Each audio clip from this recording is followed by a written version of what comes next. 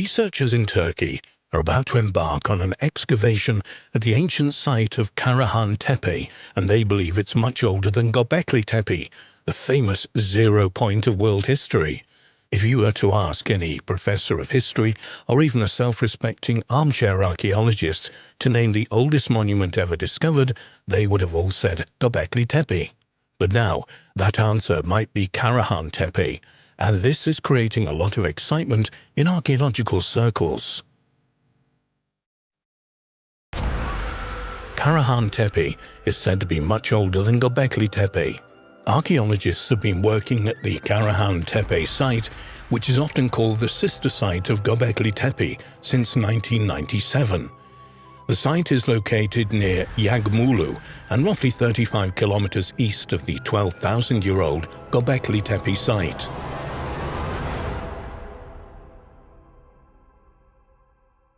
Over the years, archaeologists have made a series of amazing discoveries at the Karahan Tepe site.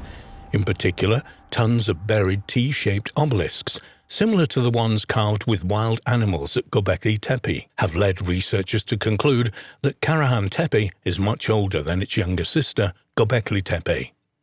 Head of excavations at Karahan Tepe, Dr. Nesmi Karul, said that 12 spots estimated to be in the same period as Göbekli Tepe are now known in the region, one of which is the Karahan Tepe. Speaking at the 10th International Resort Tourism Congress, Culture and Tourism Minister Mehmet Nuri Ersoy said that an intensive and rapid excavation program continues in Karahan Tepe, which to date has yielded 250 obelisks featuring animal figures. Ersoy claims that planned excavations will prove the settlement at Karahan Tepe will be much older than the 12,000-year-old Göbekli Tepe. A 2016 National Geographic article recounted the fascinating story of the discovery and preservation of Göbekli Tepe. Professor Klaus Schmidt, a German archaeologist who led excavations at the site, argued before he died in 2014 that a vast labor force needed to build the enclosures, and that this construction project pushed people to develop agriculture as a way of providing predictable food and perhaps drink for workers. At the 2015 World Economic Forum in Davos, Switzerland, Turkey's Dogus Group announced that they plan to spend $15 million over the next 20 years in partnership with the National Geographic Society on the Göbekli Tepe site. And Dogus Group chairman Ferit İhsanek said in a press release that the reason so much cash was being spent on Göbekli Tepe was because this prehistoric temple was the zero point in time. Karahan Tepe may well be Göbekli Tepe's older sister. While Göbekli Tepe holds the world record in media headlines and elsewhere as the earliest temple of its type ever discovered, there are several other contenders for this crown in Turkey. According to Jens Nottroff, an archaeologist at the German Archaeological Institute who is working on Göbekli Tepe site, smaller versions of the pillars, symbols and architecture carved into stone at Göbekli Tepe have been found in settlements up to 125 miles away, including Karahan Tepe. Professor Nottroff told National Geographic that Göbekli Tepe probably served the region as a cathedral, and therefore the surrounding sacred sites were like parish churches.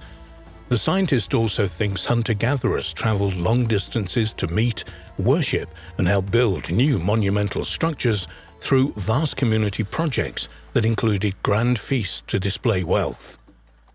Returning to Karahan Tepe, according to a report in Daily Sabah, many more years of excavations and research must be conducted to determine what exactly it was used for. However, while it does happen, scientists seldom make big claims without equally big proof, and in this instance, the researchers think that when they ultimately get to Karahan Tepe's excavation center, it will be much older than 12,000 years. The archaeologists at Karahan Tepe are also convinced that they have a new zero point in world history. The mayor says the site will become a priority in place of Göbekli Tepe, and it will become a new focus of national, archaeological and tourist attention. Karahan Tepe is the sister to the enigmatic Göbekli Tepe that sits around 23 miles southeast of Göbekli upon an elevated limestone ridge. It has many striking similarities to Göbekli. Firstly, it consists of T-shaped pillars, 266 of them that mostly form parallel rows. The pillars have relief carvings, and the site appears, like Göbekli, to be deliberately buried under a great artificial mound, although this could be natural, as after 10,500 years of accumulation of dirt, combined with high winds, could have covered it back up. The comparisons do not end there. It also has serpent relief carvings, strange rock indentations, large cut marks, porthole stones, and an unfinished T-shaped pillar still in the quarry, the focus of this article.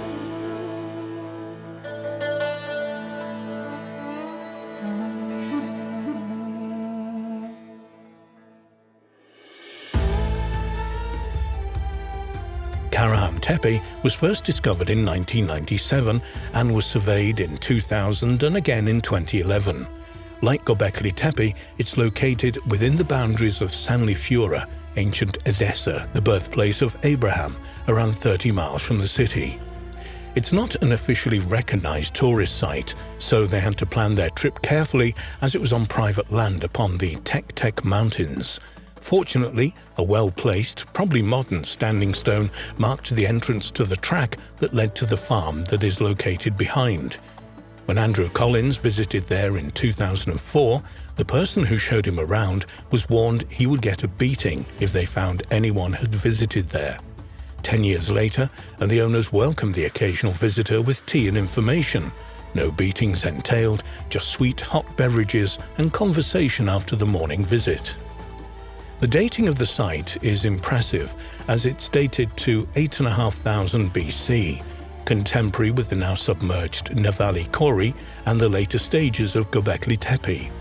There are obvious similarities to these and other sites in the vicinity, but we've heard that there was a quarry on site where an unfinished T-shaped pillar still sits within the bedrock. Kevin Fish diligently searched for it with only one clue, that it was directly to the west of the main enclosure, as mentioned in the 2011 report. Kevin eventually converged at the impressive monolith. It lies on a rock face sloping 30 degrees towards the setting sun. At 18 feet long, it would probably be the largest monolith at the site. The site is not excavated yet, so this can't be confirmed, and weighs in at around 30 to 40 tons. Its downward angle on the slope on natural exposed rock face may have been why this was a preferred spot to quarry from. As archaeologist Bahattin Selik explains, this is quite a practical technique, with roughly chiseling on the side of the rock to produce a T-shape, whilst carving the other side 40 centimeters wide and 1 meter deep. The solid pillar separated from the bedrock with this technique and can easily be removed from the quarry with the help of a slope. Andrew Collins decided to measure it and discovered it was indeed 18 feet, 5.5 meters in length, with a maximum width of 6.6 feet, 2 meters, across its T-shaped head. This is similar in size to the twin monoliths at the center of Göbekli's enclosure, C and D. The weathering was very bad, much like the exposed parts of the pillars on the main hill. However, what lies underneath could be as well preserved as Göbekli Tepe. Altogether, Karahan Tepe is a fascinating site that begs excavation, as the significance of the nearby Göbekli Tepe has now hit the headlines. After leaving the site, the visitor wondered if the location of the choice of rock was significant. Was the direction of the quarry from the main temple an indication of a tradition that existed as far back as 10,500 years ago? Andrew Collins discussed the possibility that, indeed, it could be the case, as bringing quarried stone from the west to the east may represent bringing it into the light, sunrise, from darkness, the sunset. However, the remaining 14-foot pillar still on the eastern slope had further avenues slightly further east of it, so again it showed a possible west to east movement. Alternatively, it could also represent an east to west direction from the smaller quarry to the main enclosure. After searching through some Masonic texts, a reference was found to a ceremony where the initiate had to move in that direction, east to west. Why this is perhaps could represent facing one's own death, as initiation rites such as these are often about facing deep-rooted fears. Whether this was on the minds of the builders of Karahan Tepe, we'll never know, unless, of course, the site gets excavated and evidence emerges. From now, we can only speculate. Another aspect that grabbed Andrew's attention was the fact that the parallel rows appeared to be serpent-like, weaving up or down the main hill or from the main enclosure.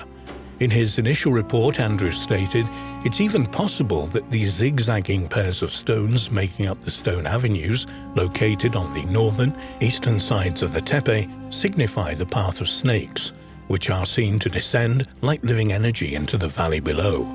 This idea is given credence through the fact that carving on the stones seems directed up the hill, as if the direction of movement is downwards through the various sets of gateways. After coming to this conclusion, Andrew dreamt of snakes, their tails tied together, each one trying to break free of its bondage, all of them writhing about in the process. With this dream came the impression that the snakes represented the containment, flow, and energy of the stones' avenues at Karahan Tepe, an interesting concept if nothing else.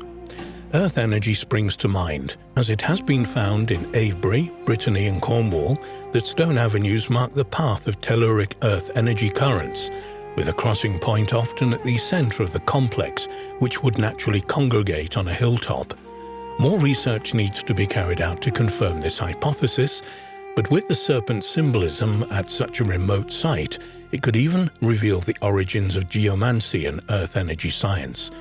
When they go back in September, they will have some equipment to take readings and dowsing rods to find out if this is the case.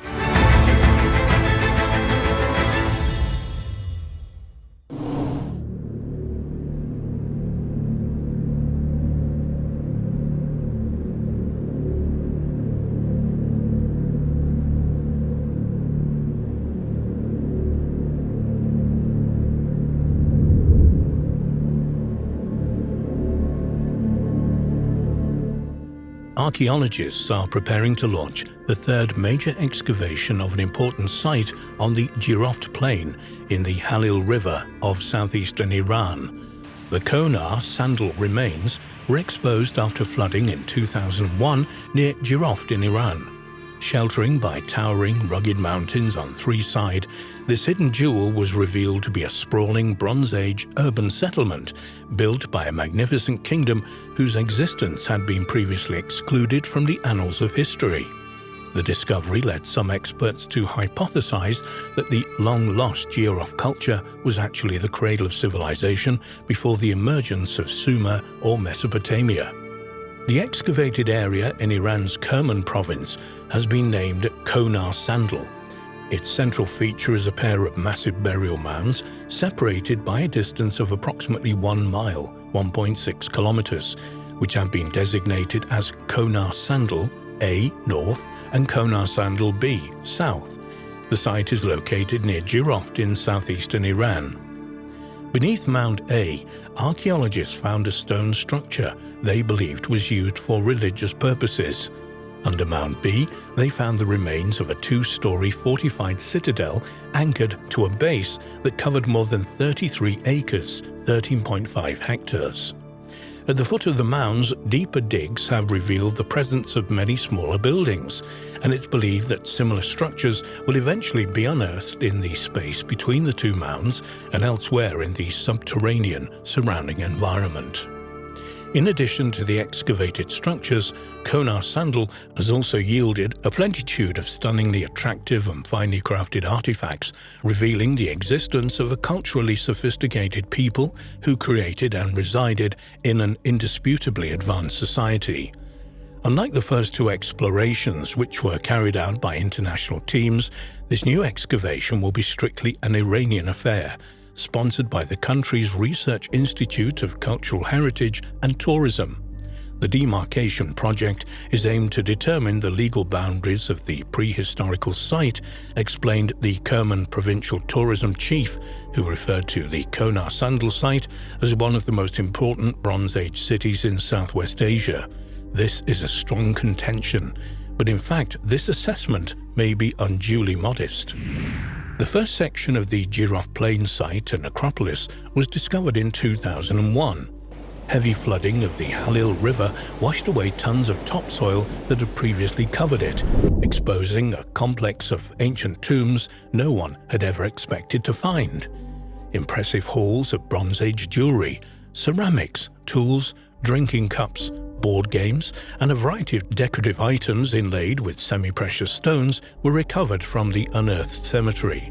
Unfortunately, the initial discoverers were looters and antiquities black marketers who stole and sold many valuable artifacts before law enforcement and the military finally arrived to secure the site. After this initial discovery, the first official excavation at Jiroft began in 2003 under the leadership of the Iranian archaeologist Dr. Youssef Majidazeh. It ended in 2007, and he published his team's findings shortly thereafter. Based on radiocarbon dating, the archaeologists concluded that the Jiroft civilization that built the integrated urban complex had reached the peak of its power and prosperity at around the year 2500 BC. However, signs indicated that initial construction on the complex may have begun as long ago as the 5th millennium BC. During this excavation, and during another that was launched in 2014, archaeologists continued to find many valuable and intriguing artifacts inside the mounds and beneath the surrounding landscape. Most notably, they also found 4 tablets inscribed in 2 different languages, one of which was composed entirely of geometrical figures and could not be compared to anything that had been found before.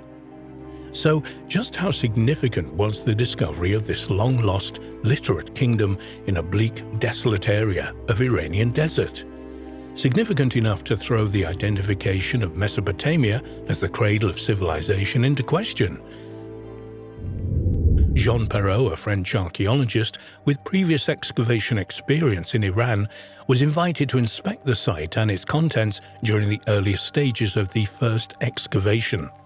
When asked to share his impressions, he stated the following: "An area we formerly regarded as resided only by nomads and their cattle was the heart of an incredibly advanced civilization. In this area, people lived with a social hierarchy. These people had an explicit view of the world, which distinguishes them from the Sumerians. Henceforth, we must consider Jiroft as the origin of civilizations and refer to all other civilizations as pre- or post-Jiroft civilization." There may be a bit of hype in this statement, since Sumerian civilization can be traced back at least as far, if not farther, than the Jiroft civilization to the 5th and 6th millenniums BC. But given that Mesopotamia and southern Iran are separated by only 600 miles, 1,000 kilometers, there exists the possibility that the Jiroft civilization shared a common ancestor with the Sumerians, and that perhaps the two split following the chaos, confusion, and destruction caused by the great floods that occurred at the end of the last ice age. At the very least, it's reasonable to assume that the peoples of Mesopotamia would have interacted with their Jiroftian neighbors to the east, perhaps to a significant enough extent that each culture was influencing the development of the other. In fact, many of the artifacts discovered at Konar Sandal are decorated with mythological imagery that seems to link its culture with that of Mesopotamia. The Jiroft civilization specialized in the creation of pottery using a semi-precious mineral known as chlorite, and examples of this pottery containing strikingly similar iconography have been found at various archaeological sites throughout the Middle East and Asia, including sites identified with Bronze Age Mesopotamia.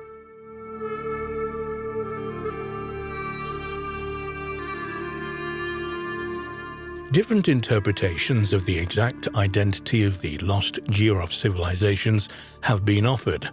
Dr. Majid Zida believes that he and his colleagues may have discovered the site of the legendary land of Aratta, a glorious Atlantis-like kingdom from the Bronze Age that mysteriously disappeared from the pages of history in the far distant past.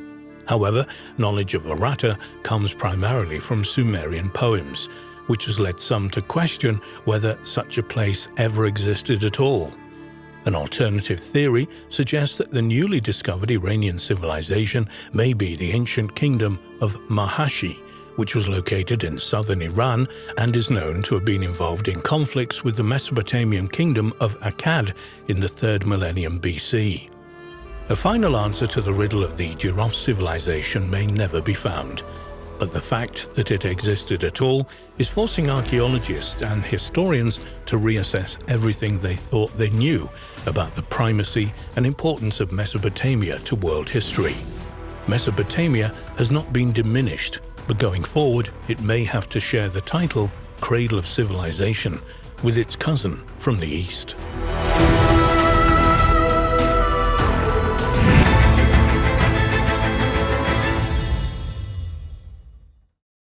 Scientists have uncovered decorated artifacts dating from between 40,000 and 75,000 years ago from Tanzania and the southern tip of South Africa that show that man developed the capacity for symbolic thought long before previously believed.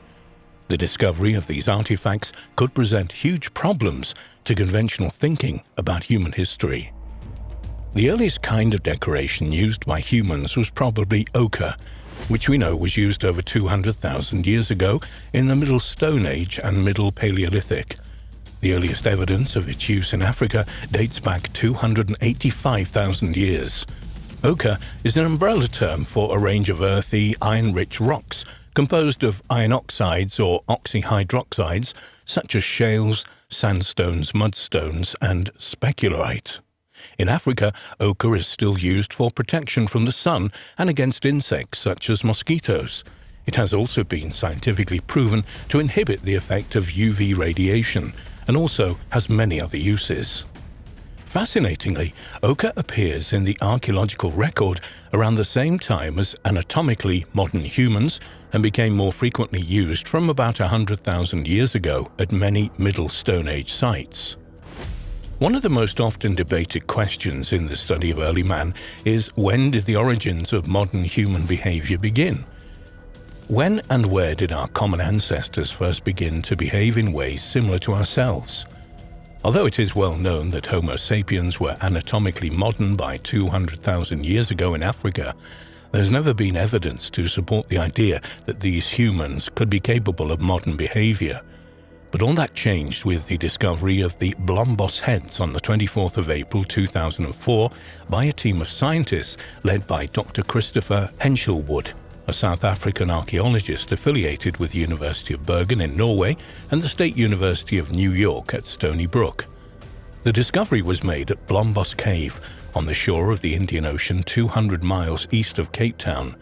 Archaeologists now believe that due to these and other findings, most ancient symbolic traditions in Africa date back at least 100,000 years. Years after these amazing discoveries, new discoveries relating to early Homo sapiens' cognitive abilities are still challenging mainstream views. The archaeological site at Blombos Cave contains Middle Stone Age archaeological deposits, including hearths, bone, stone, marine shells, and sand in discrete layers dated to between 100,000 and 72,000 years ago. This is seen by many researchers as probably the most important period in the early development of modern human behavior.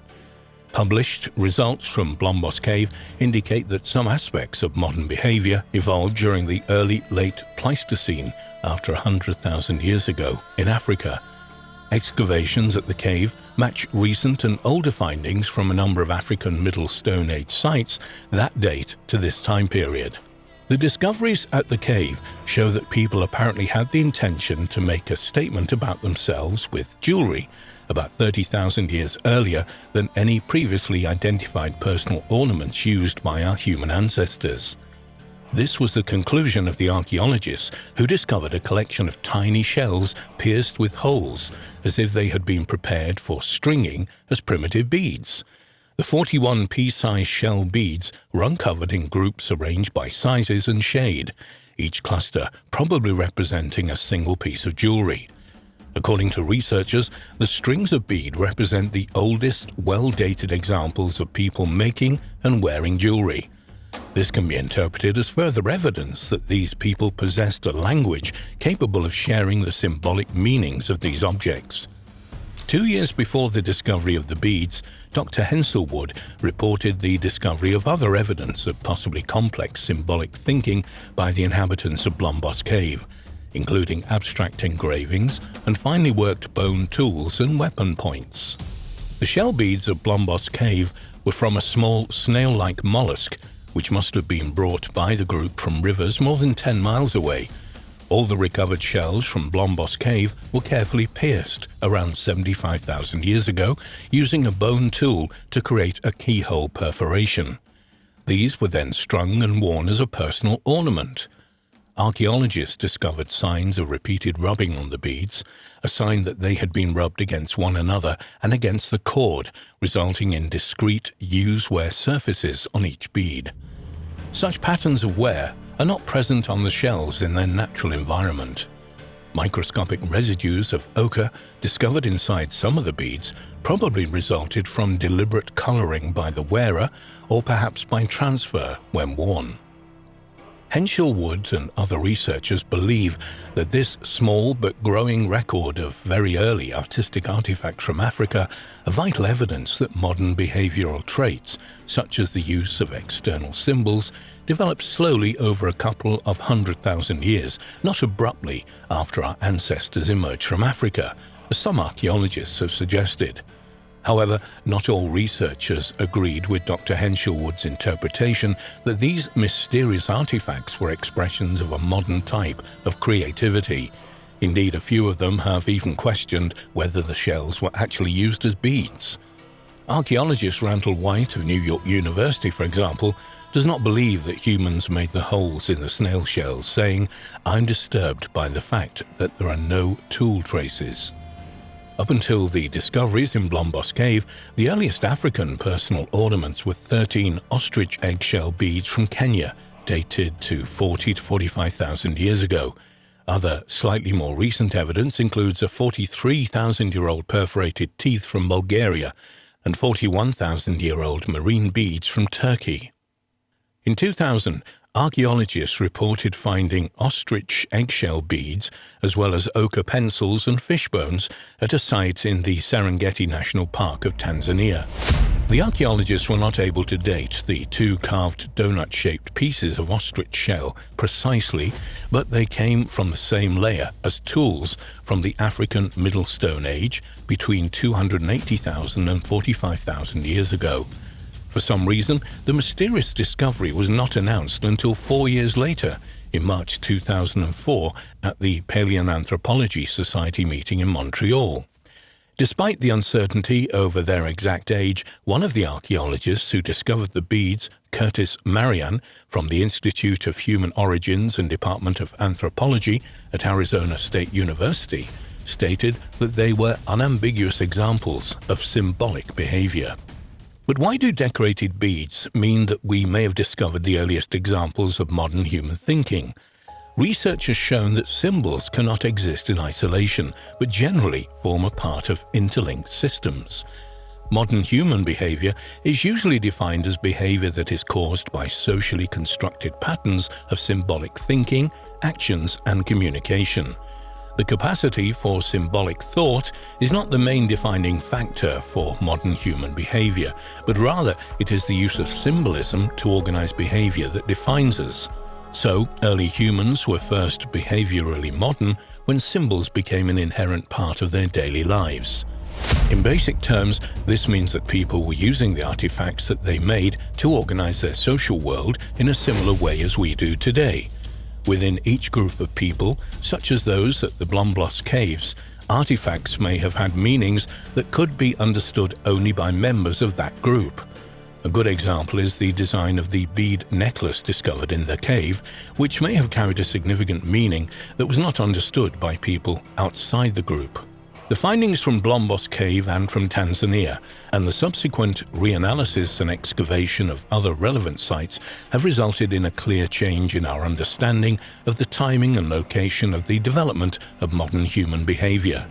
Archaeologists believe that these discoveries undoubtedly reflect the acquisition of completely modern cognitive abilities by southern African populations at least 100,000 years ago. Although scientists are aware that these are vastly important discoveries in terms of early man, they still seem to be a little reluctant to believe very early dates. Randall White commented, "If the dates hold up, we now seem to be seeing a trail of representational objects that is increasingly older as we move back from Europe into Africa."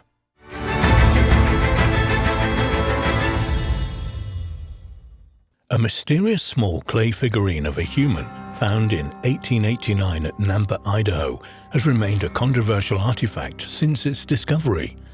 As the figurine was found at a depth of 300 feet in a geological stratum that dates to around 2 million years ago, some researchers believe the culture that created it must have flourished at the same period.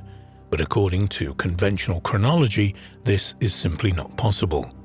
In 1887, 5 gentlemen, James A. Pinney, Nathan Falk, Joseph Perrault, John Bernard, and M.A. Kurtz, formed a company to locate artesian water at the new town of Nampa, southwest Idaho.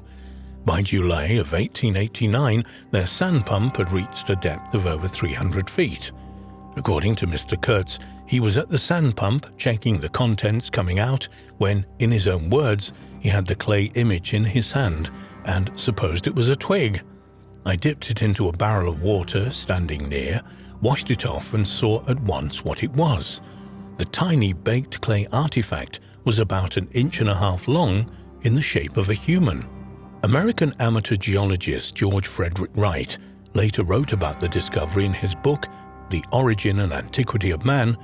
The record of the well shows that they had penetrated first about 50 feet of soil, then about 15 feet of basalt, and afterwards passed through alternate beds of clay and quicksand, down to the depth of about 300 feet when the sand pump began to bring up numerous clay balls, some of them more than 2 inches in diameter, densely coated with iron oxide.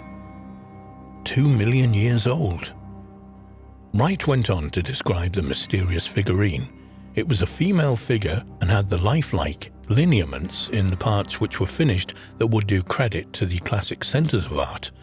American archaeologists at the time noticed that the apparent similarities between the Nampa figurine and those of Upper Paleolithic Europe.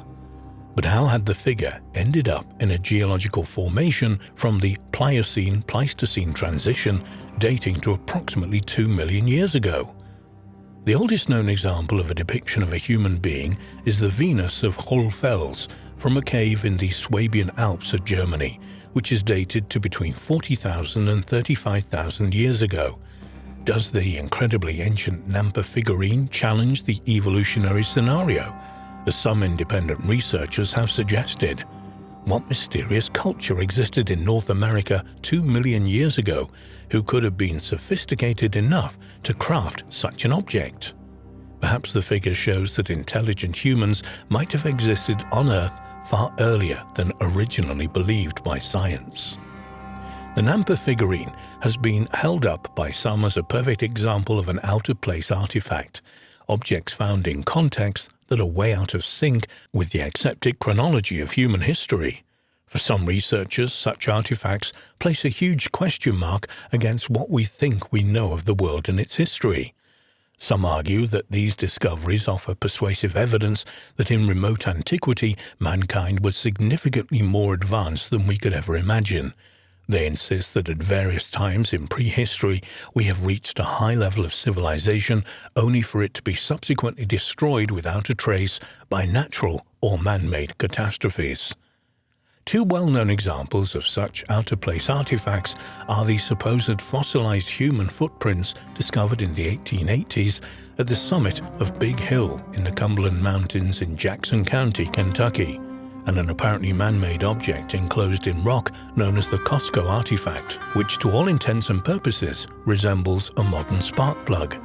The Kozo artifact was initially believed by some to be more than 500,000 years old and belong to an unknown, impossibly old civilization. However, later research into the object concluded something entirely different. Two researchers believing the object to be relatively modern enlisted the help of the Spark Plug Collectors of America. They sent letters and copies of the X-rays of the artifact to 4 different spark plug collectors, who had no knowledge of the case and had never seen the pictures before. The collectors independently came to the same conclusion. They were certain that it was a 1920s-era Champion spark plug, one that probably powered a Ford Model T, and had been modified possibly to serve the mining operations in the Coso mountain range.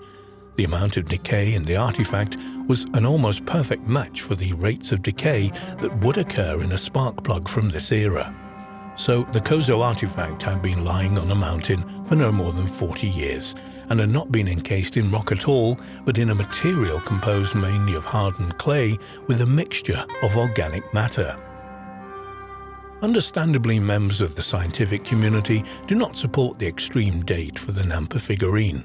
For example, Michael Brass, in his 2002 book, The Antiquity of Man, Artifactual, Fossil and Gene Records Explored, notes that such a small fragile clay figurine would have undoubtedly been destroyed by the drilling equipment upon retrieval as it was brought up to the surface. Other researchers have pointed out that there are a number of ways by which the figurine could have worked its way into the Pliocene-Pleistocene clay, through fissures, through mining activity, or even by being pushed there by the drill. The presence of the clay balls found at the same general depth, close to the solid bedrock. This might suggest that a variety of materials had descended fairly rapidly through the deposit by a mechanism currently unknown. The reliability of the work of George Frederick Wright, which is so critical for those who believe that the figurine is really 2 million years old, has also been called into question and revealed to be highly suspect. Wright's contemporaries were highly critical of his writing and did not take his work seriously as science. D.J. Brinton wrote a book review of Wright's Man and the Glacial Period in the journal Science in 1892. In this review, he states, Dr. Wright's last example is the feeblest of all the Nampa image, a beautifully formed clay image of a female said to have been brought up from a depth of 300 feet in the holing of an artesian well at Nampa, Idaho. It is sad to destroy illusions, but when this same image with its story was laid before a well-known government geologist, and he at once recognized it's a clay toy manufactured by the neighboring Pocatello Indians, the person displaying it replied with engaging frankness, "Well, now, don't give me away." As if that were not enough, the well-known government geologist was in fact J.W. Powell, who wrote in Popular Science Monthly in 1893, "In the fall of 1889, the writer visited Boise City in Idaho.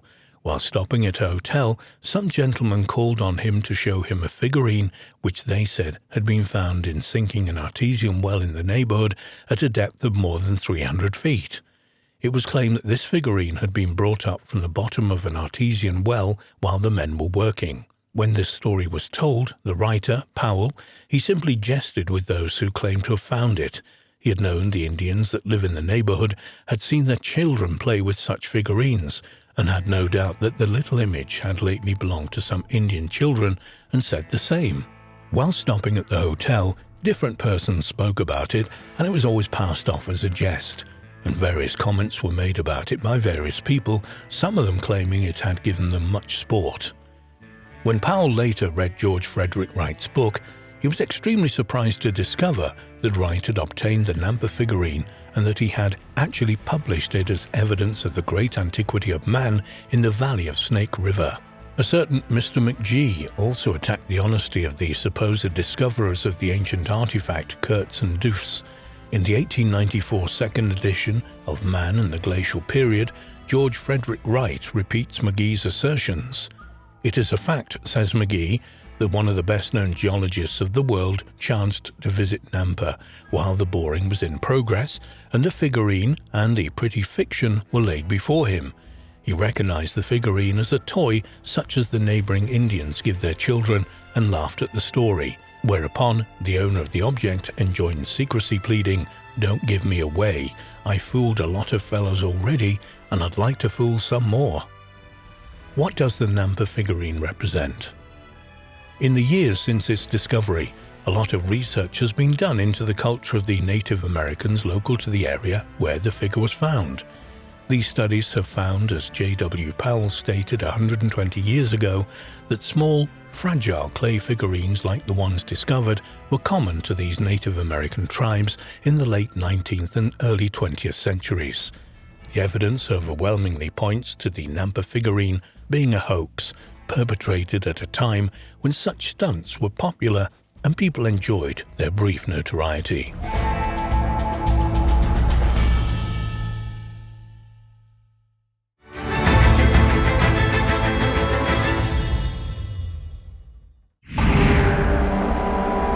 A drawing recently discovered on the wall of a cave in the west of France appears to be the oldest known portrait of a human face. The portrait was drawn with calcium carbonate and used the bumps in the wall to give form to the face. The cave drawing was found alongside a human body and represents the only second time in history that a human body from the Upper Paleolithic period had been found placed in a cave with decorations. It's unclear if the portrait has any connection with the mysterious Venus figurines, small statuettes of female figures found throughout Europe and some parts of Asia, some of which date back 40,000 years. In 2006, it was announced that archaeologists had discovered the earliest known depiction of a human face in the Villeneuve cave system near Bordeaux in western France. The image, which had originally been discovered by a local pensioner, Gérard Jody, was only made public after 6 months of scientific testing and examination by French scientists and archaeologists that dated the drawings to 27,000 years ago, which makes the Villeneuve Grotto one of the oldest sites of rock art in the world. The face is drawn with black calcium carbonate on an already face-shaped rocky mass. 2 pieces of calcite that split are used to form the hair, with 2 black horizontal strokes depicting the eyes. A vertical stroke forms the nose and another horizontal stroke the mouth. The cave also featured other wall decorations, including a negative imprint of a right hand surrounded in black on a wall made by blowing color onto the area once the hand had been placed there, according to experts. Also found inside the same cave was a skeleton of a young man placed on the ground. 2 rib bones from the skeleton were analyzed at a laboratory in Miami, Florida, and dated the skeleton to 27,000 years ago. 5 skeletons of young hyenas were found in nearby parts of the cave system. Just a few months after the world found out about the Villeneuve Grotto find, controversy arose about the claim that it was the oldest representation of a human face.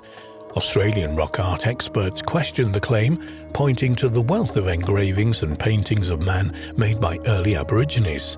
Professor Mike Morwood of the University of New England said, "Some of the earliest rock painting traditions in the Pilbara, the Kimberley and Arnhem Land date back over 30,000 years ago and include depictions of human figures as well as animals." So while the Villeneuve cave painting is a very significant finding and may be the oldest portrait known in Western Europe, it certainly is not the oldest such artwork in the world.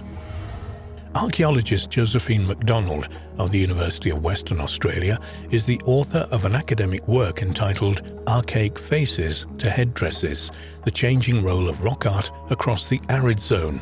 She was in agreement with Professor Morwood's opinion that faces in Australian rock art appear to predate the recent French discovery. Certainly, there's some rock art in Australia that is at least 30,000 years old, and it indicates the depiction of faces. Most Australian archaeologists agree the earliest art in Australia was produced before the last ice age, which gives it a significant age. There are some researchers, however, who believe that both the Villeneuve Grotto portrait and the earliest Australian Aboriginal portrait art are predated by small statuettes known as Venus figurines.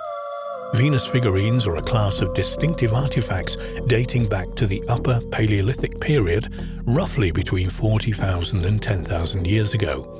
Early 20th century prehistorians, believing that the figurines depicted an ancient model of beauty, named the objects Venus figurines, in references to the Roman goddess of beauty. The figurines were fashioned mainly in the form of stylized representations of females with large breasts and buttocks, and are found over a vast area of Europe and parts of Western Asia. The most famous of these Venus figurines, and until the discovery of the Villeneuve Grotto portrait, is the Venus of Willendorf, found near the town of Willendorf, Austria. The most notable and common type of Venus figurines are small three-dimensional sculptures of voluptuous women, ranging in height from 1.2 inches to more than 15 inches, and carved from a wide range of materials, including serpentine, schist, limestone, steatite, fired clay, ivory, bone, and antler. There are also carved plaques showing similar representations and figurines that apparently show young females. The sizes and proportions of the Venus figurines vary, though the majority follow certain artistic conventions: large breasts and stomach, wide hips and swollen thighs, all probably intended to depict pregnancy. Facial features are usually absent, as are arms, hands and feet, and the heads are relatively small. A few examples have what appears to be braided hair, such as the Venus of Bras-as-Puy and the Venus of Willendorf, and others have been discovered with traces of red ochre on them. Venus figurines were manufactured over a vast period of time, from around 40,000 years ago and up to around 13,000 years ago. The figurines have been discovered from the French Pyrenees to the Siberian plains, mostly from cave and rock shelter sites. Recently, however, a remarkable carved ivory Venus figurine was discovered in Hohlfels Cave in southwestern Germany, which is thought to be the oldest sculpture of a human figure ever found. In fact, it is the oldest undisputed example of Upper Paleolithic art and figurative prehistoric art in general. The 2.4 inches tall figurines date to between 35,000 and 40,000 years ago, belonging to the early Aurignacian, at the very beginning of the Upper Paleolithic, which is associated with the assumed earliest presence of Homo sapiens in Europe. The sculpture was fashioned without a head, like some other examples of Venus figurines, but it does have a carved ring where the head should be, suggesting that it was worn as a pendant. In the opinion of Professor Conard, the various incised lines and markings that cover much of the surface of the figure may represent clothing. Excavations at the site by Nicholas J. Conard from a university in Germany also discovered other figurines, including a horse's head, a water bird, and a half-human, half-lion figurine, all dated to about 30,000 to 33,000 years ago. Also found at this remarkable site were worked flint, bone and ivory, bones of horses, reindeer, cave bear, mammoth and ibex, as well as a deliberately burned bone. A puzzling artifact, though, is a bird bone flute with 5 finger holes. It was also unearthed in this incredible cave, dating to about 35,000 years ago, which would have made it the oldest handcrafted musical instrument ever discovered. However, subsequent examination of the artifact has persuaded scientists that it is in fact the earliest known instrument for making rope. One intriguing possibility which has been put forward is that the Neanderthals, rather than anatomically modern humans, Homo sapiens, crafted the artifacts at the Hohlfels site. However, although Neanderthals were still living in Europe about 30,000 to 35,000 years ago and are known to have frequented the Hohlfels cave, the archaeological layers in which the Venus figurine and other carvings were found is characteristic of modern humans rather than Neanderthals. A wide variety of interpretations regarding what Venus figurines were meant to represent exist. These explanations range from children's educational material to representations of fertility goddesses. The extreme accumulation of fat around the buttocks depicted on many of the figurines has led some researchers, such as French archaeologist Edouard Piet, to suggest that the figurines are actual physical representations of members of the Ice Age hunting tribes who made them. However, the fact that many Venus figurines depict females who do not possess such a feature would suggest that this theory is at best unproven. A few decades ago, the most popular theory to explain these strange figurines was that they were representations of a worldwide mother goddess cult. The belief, put forward by archaeologist Marija Gimbutas, among others, that Stone Age people worshipped the Earth Mother as a universal deity, has been largely discredited now, though it still has some adherents. In Paleolithic, pre-agricultural hunter-gatherer societies who lived in harsh Ice Age environments where the population did not have quick or easy access to a food supply, the Venus figurines may have suggested a desire for abundancy and security. Though not all examples were rotund or had exaggerated feminine features. The fact that Venus figurines are found over such a wide geographical area indicates that there was a shared understanding among the Paleolithic hunter-gatherer tribes of Europe and Western Asia of a particular aspect of womanhood or a certain type of woman. However, like the vast majority of examples of prehistoric art, we can only guess at the cultural meaning and significance of the Venus figurines to our remote Ice Age ancestors.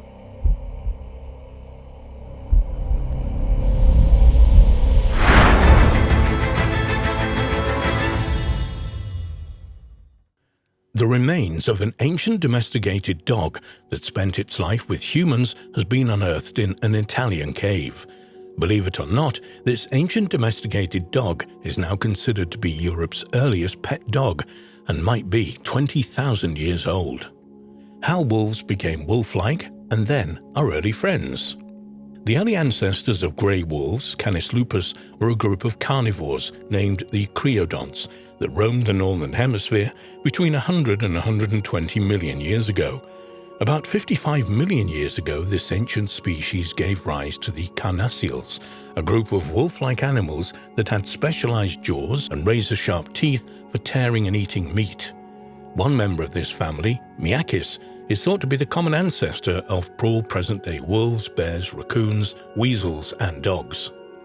Researchers hope this incredible discovery in Italy will provide new information on how and when dogs diverged from wolves and became domesticated human pets. Dr. Francesco Boschkin heads the team of archaeologists from the University of Siena in Italy that published the study on the Italian canid and wolf remains found in the caves. According to an article in Scientific Reports, he stated it might be the oldest ever remains of a domesticated pet dog found in Europe. The animal remains are expected to be somewhere between 14 and 20,000 years old. This was a time when humans and canines first began a mutually beneficial relationship that eventually made our dogs our best friends. Solving the hows and whys of early canine domestication. For millions of years, humans and wild wolves shared the same hunting landscapes. While it's unknown exactly when domesticated dogs, Canis familiaris, evolved from the great wolves, we do have some important scientific clues. A 2009 study published in the Molecular Biology and Evolution journal cites an analysis of ancient dog mitochondrial DNA that suggests they evolved alongside wolves over 100,000 years ago. Thus, many experts believe canines began scavenging due to a lack of food and that humans slowly developed a bond with these animals that also acted as an early warning if larger creatures approached a campsite or entered a cave. Some scientists believe wolves and early humans hunted together, and this is how the relationship was formed. The latest study by Dr. Boschkin and his team focused on bone fragments from ancient canines and wolves found at two Paleolithic caves in southern Italy, the Paglici Cave and the Romanelli Cave. These ancient animals, according to the research, are the first dogs to live alongside humans as a pet. Furthermore, according to an article in the Daily Mail, the ancient canine-human connection offers a definitive answer to the long-standing question of how and when dogs first became pets. Anyone who has a dog or has experienced losing one knows the depth of uniqueness of that special bond. But why and when in the history of our planet did this love affair between humans and dogs begin? Discover the history of dogs and human interaction. The earliest known ancestors of grey wolves, a major figure in the history of dogs, are called creodonts. They roamed the northern hemisphere between 100 and 120 million years ago. By 55 million years ago, these pack-hunting carnivores gave rise to the carnassials, wolf-like animals that had jaws for tearing and devouring meat. One member of this family, known as Miakis, existed between 60 and 55 million years ago and is thought by mainstream scientists to be the common ancestor of all present-day wolves, dogs, bears, and raccoons. About 45 million years ago, up to around 2 million years ago, a massive species known as bear dogs roamed across North America, Europe, Africa and Asia, sharing hunting plains with Canis lupus, one of the closest relatives to the modern grey wolf. Around 25 million years ago, a species called Cynodictys split in two evolutionary branches, resulting in African hunting dogs and Eurasian wolves and dogs. At this time in North America, the plains were dominated by the fearsome Tomarctus, equipped with razor-sharp claws, a powerful biting jaw, and a long tail for balance while hunting and fighting. Up until 2010, most experts believed domestication occurred about 14,000 years ago, but studies of dog mitochondrial DNA strongly suggest they evolved alongside each other 100,000 years ago. Supporting this new paradigm, in 2009, several ritually buried dog skulls were discovered in a cave in the Czech Republic, which dated to 30,000 BC. Furthermore, in 2011, a Paleolithic dog skeleton dated to 30,000 BC was found biting a large mammoth bone, and its brain had been carefully removed sometime after death, suggesting it held ritual significance. Another dog skull dated to 31,000 BC was found buried with a human body in a cave in Siberia, not only telling archaeologists that the man had domesticated hunting dogs, but they had played an important role within his supernatural belief system. The relationship between humans and dogs was cemented at the dawn of farming, when people realized just how quickly a wolf could be domesticated with starch. Having sharp teeth, strong jaws, and speed, semi-tamed wolves were used to protect small hunting stations and in return were rewarded with companionship, protection, shelter, and a reliable food source. By 6000 BC, dogs were being trained as effective farming tools and weapons used at times of intertribal fighting, and these inherent ancient skills are still evident today in different dog breeds, for example guard dogs, police dogs, military dogs, sheepdogs, and rat catchers. The rise of organized religions led to the ritualization of dogs, and they were generally associated with the human soul's journey in the afterlife. Canine deities were worshipped in ancient China, Egypt, and South America, where they were carved into statues and temples and featured centrally in mythologies and legends. Evidence of the ritualization of dogs was found in the skeleton of a male husky-like dog that lived 7,000 years ago in Siberia that had worked alongside humans throughout his lifetime, ate human food, and was ritually buried as though it were a human. What is more, a wild wolf was ritualistically buried nearby, perhaps once perceived as protecting human souls on their journey through the afterlife. Around 2000 BC, the Iron Age saw Romans, Egyptians, Greeks, and Britons increasingly using dogs in warfare, blood sports, and violent entertainment.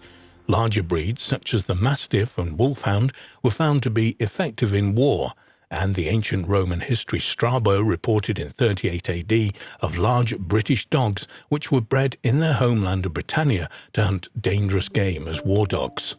In 43 AD, at the Roman conquest of Britain, a procurer called Syneggi was recorded as selecting dogs for exporting to Rome to either compete in the amphitheatre or to join the Roman army as war dogs.